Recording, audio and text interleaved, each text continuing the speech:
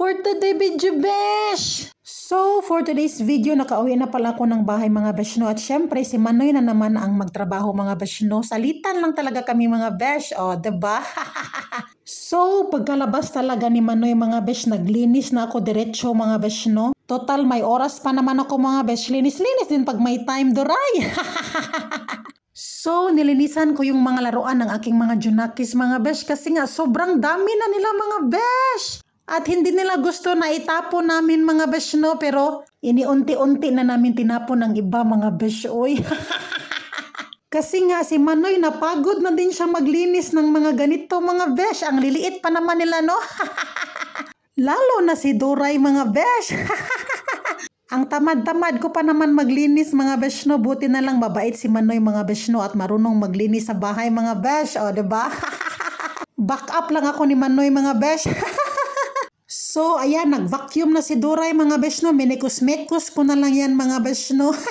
Para madali mga besh.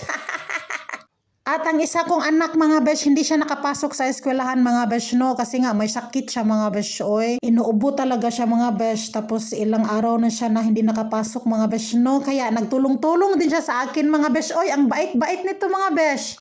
Marunong ito siyang maglinis mga besh. O diba? Shout out sa iyo ha William. To Sentak William.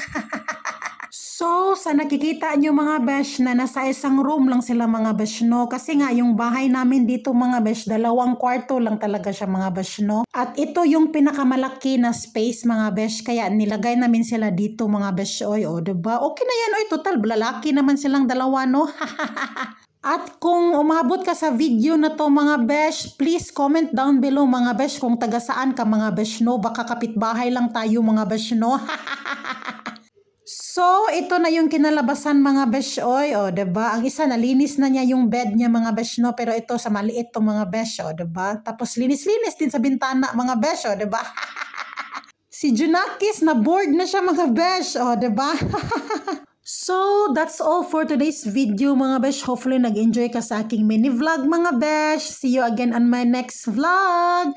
This is Inday Doray. Bye!